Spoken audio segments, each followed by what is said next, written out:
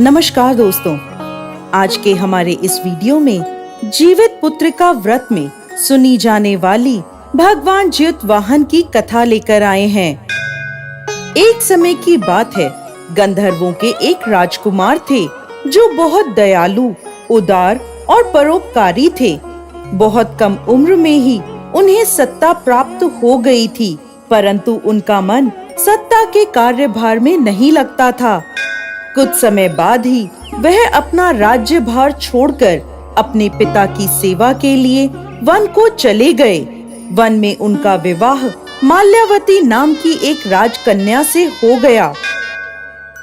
एक दिन जब ज्योतिवाहन वन में भ्रमण कर रहे थे, तब उन्होंने वन में एक वृद्ध महिला को विलाप करते हुए देखा। उस वृद्धा का दुख देखकर उनसे रहा नहीं गया और उन्होंने वृद्धा से विलाप का कारण पूछा। इस पर वह बोली कि मैं नागवंशी स्त्री हूँ और मेरा एक ही पुत्र है। पक्षी राज गरुड़ के सामने प्रतिज्ञा हुई थी कि प्रतिदिन खाने के लिए उन्हें एक नाग सौंपा जाएगा। इस प्रतिज्ञा के अनुसार आज मेरे पुत्र शंखचूड़ को भेजने का दिन है। वो मेरा इकलौता पुत्र है। अगर मैं अपने इकलौते पुत्र की बलि दे दूं, तो मैं किसके सहारे अपना जीवन व्यतीत करूंगी। ये सुनकर राजकुमार का दिल पसीज उठा। उन्होंने कहा, मैं आपके पुत्र के प्राणों की रक्षा करूंगा। ऐसा कहकर वह स्वयं को लाल कपड़े से ढककर वधशिला पर जाकर लेट गए। पक्षी राज गरुड़ वहां पहुंचे। लाल कपड़े में लिपटे हुए ज्योतिवाहन को उन्होंने अपने पंजों में दबाया और पहाड़ के शिखर पर जाकर बैठ गए।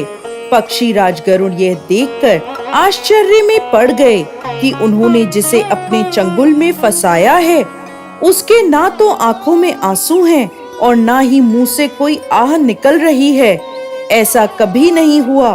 आखिरकार पक्षी राज ने राजकुमार से उसका परिचय पूछा। गरुड़ जी के पूछने पर ज्योतिवाहन ने वृद्ध महिला से हुई सारी बात उन्हें बता दी। पक्षी राज गरुड़ हैरान हो गए।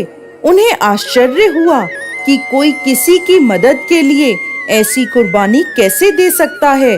गरुड़ राजकुमार ज्योतिवाहन की बहादुरी देखकर बहुत प्रसन्न हुए और उन्होंने राजकुमार को जीवन दान दे दिया। साथ ही उन्होंने भविष्य में नागों की बलि ना लेने की बात कही। इस प्रकार एक माँ के पुत्र की रक्षा हुई। मान्यता है कि तभी से पुत्र की रक्षा और लंबी आयु के लिए ज्योतिवाहन भगवान की पूजा अर्चना की जाती है।